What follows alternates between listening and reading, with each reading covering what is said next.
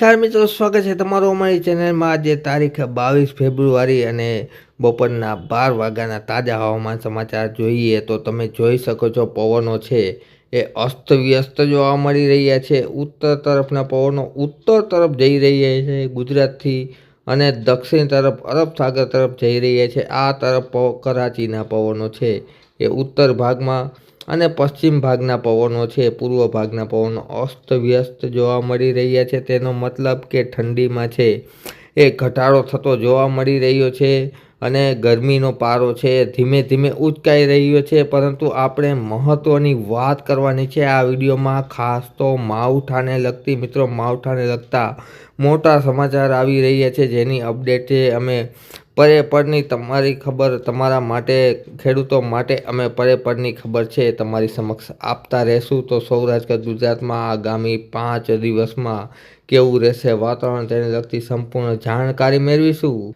સૌથી પહેલાં વાત કરીએ તો આજ સાંજથી છે એ અસ્થિરતાનો દોર છે એ શરૂ થશે, જેમાં ખાસ કરીને ભાવનગર તેમજ અમરેલી, આ ઉપરાંત જૂનાગઢના વિસ્તારોમાં, સાથે સાથે બોટાદના વિસ્તારમાં વાદળછાયું વાતાવરણ જોવા મળશે મિત્રો। ત્યારબાદ 23 તારીખથી ધીરે ધીરે વાદળોમાં વધારો થતો જોવા મળશે।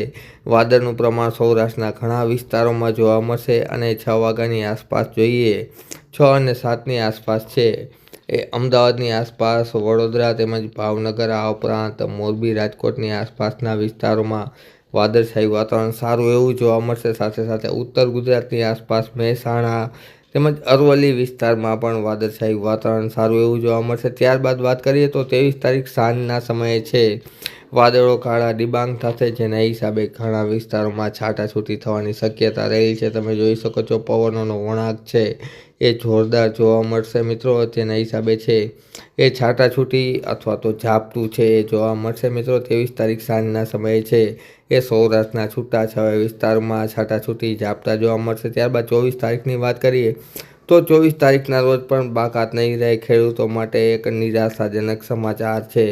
હાલ ખેતીકામ સારું એવું પૂરજોશથી ચાલી રહ્યું હોય તેમાં પણ ફરીથી આ અસ્થિરતાના હિસાબે માવઠું છે એ જોવા મળી રહ્યું છે મિત્રો, જેમાં ખાસ કરીને 24 તારીખના રોજ છે એ જામનગર વિસ્તાર, આ ઉપરાંત ભાણવડ, પોરબંદર, લાલપુર, જૂનાગઢ વિસ્તાર, બોટાદ વિસ્તાર, અમરેલી વિસ્તાર, વેરાવળમાં, ટૂંકમાં કહીએ તો સૌરાષ્ટ્રના મોટાભાગના વિસ્તારોમાં, સાથે સાથે ઉત્તર ગુજરાતમાં તેમજ દક્ષિણ ગુજરાત, મધ્ય ગુજરાતના વિસ્તારોમાં અને કચ્છના કાંઠાવાળા પ્રદેશોમાં છે એ વાદળો કાળા ડિબાંગ છવાશે અને સાથે સાથે છે એ છાંટાછૂટી અથવા તો છે એ ઝાપટું છે જોવા મળી શકે મિત્રો।